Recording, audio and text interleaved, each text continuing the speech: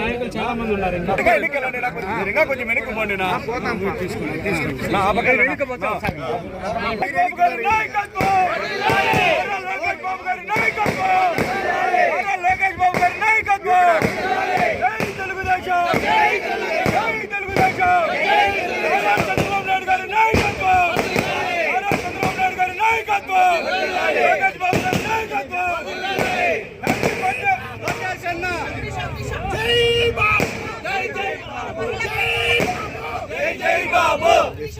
లోకేష్ బాబు గారు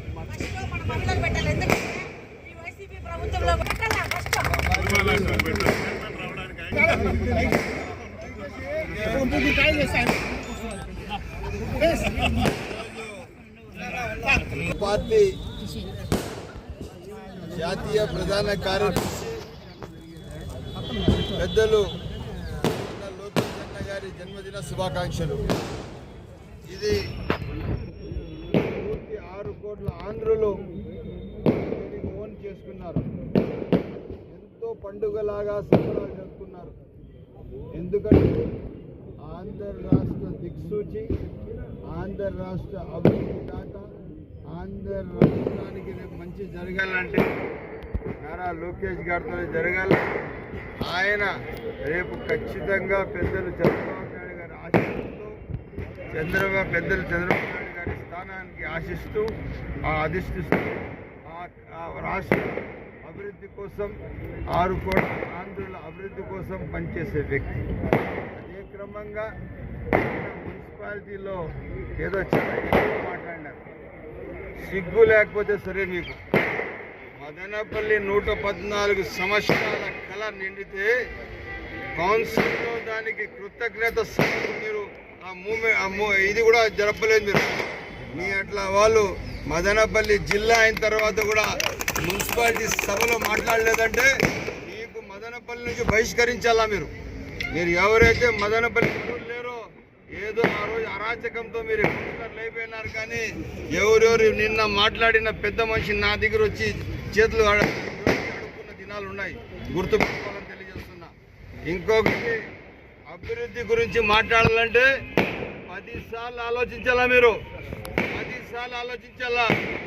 నేను 2009-14 ఈరోజు ఈ 18 నెలల పరిపాలనలో నేను చేసిన అభివృద్ధిలో 10% మీరు చేసింటే మీకు దమ్ము ధైర్యం ఉంటే రాండి నా ముందరికి మాట్లాడాలి.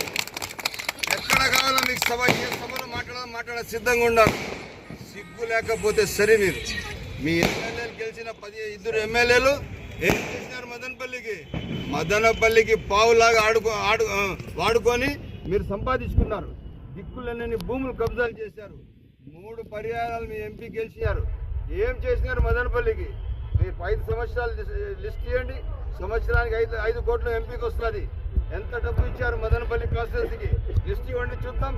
మీకు దమ్ము ధైర్యం ఉంటే ఏ కోణం, ఎక్కడ, ఏ ప్లాట్ఫామ్ అయినా సిద్ధంగా ఉన్నాను మీరు ఇంకొకసారి తెలుగుదేశం పార్టీ గురించి నా గురించి మాట్లాడాలంటే మీకు మళ్ళీ మీ చరిత్ర ఉండదు చెప్తున్నాను. మర్యాదగా చెప్తున్నాను.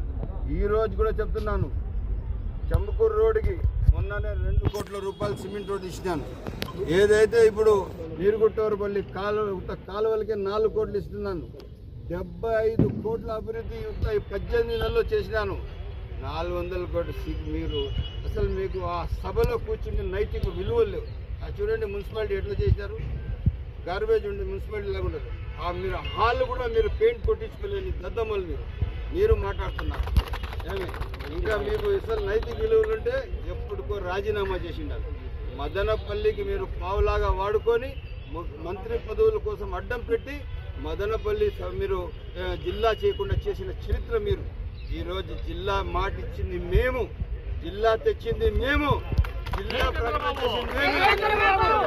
ఆ రోజు 2024లో ఏ సభలో ఎక్కడైతే బెంగళూరు బస్టాండ్లో పెద్దలు చంద్రబాబు నాయుడు గారు మాట్లాడారో అక్కడే దానికి కృతజ్ఞత సభ జడతారు. మేము కృతజ్ఞతకు బాధ్యతగా ఉండే మనుషులం. అదే కాకుండా శాసనసభ్యుడిగా నేను పనిచేసిన పనితీరు మీ ఎమ్మెల్యేలు ఎవరో వయసు 20 ఎంతమంది మీ ఎమ్మెల్యేలు 11 ఎమ్మెల్యేలు ఏమన్నా చేసినా లే. మీరు ముందు ఉన్న 152 ఎమ్మెల్యేలు కూడా వాళ్ళకు కూడా ఛాలెంజ్ చేస్తున్నా. నేను నా పనితీరుకు నేను చేసిన పనితనాన్ని మీరు ఎవరు నా సమానంగా పనిచేసినట్టు ముందర రండి చూద్దాం. ఇదే కాకుండా ఈరోజు CMRF 6 కోట్లు ఇచ్చిన మదనపల్లి కోసం.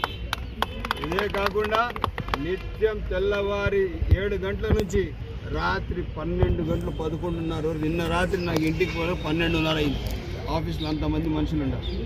మీరు మాట్లాడతారా సిగ్గు లేకుండా? మీ భూములు కబ్జాలు చేసి లిస్ట్ ఇవ్వమంటారా? మీరు ఇప్పుడు ఈ మధ్యలో ఎవరెవరితో లాలించి పడినా లిస్ట్ ఇవ్వమంటారా? ఎక్కడెక్కడ మీరు ఏ భూమి కబ్జా చేసి ఎవరెవరు ఎంతెంత చేసినా నా దగ్గర లిస్ట్ ఉంది. ఇప్పుడు చదువుమంటే వాళ్ళు వాళ్ళ సతీమణి అందరూ ఎవరెవరి పేర్లు అన్నీ చదువుతా ఇక్కడే. మర్యాదగా ఉండండి. భద్రం. నమస్తే.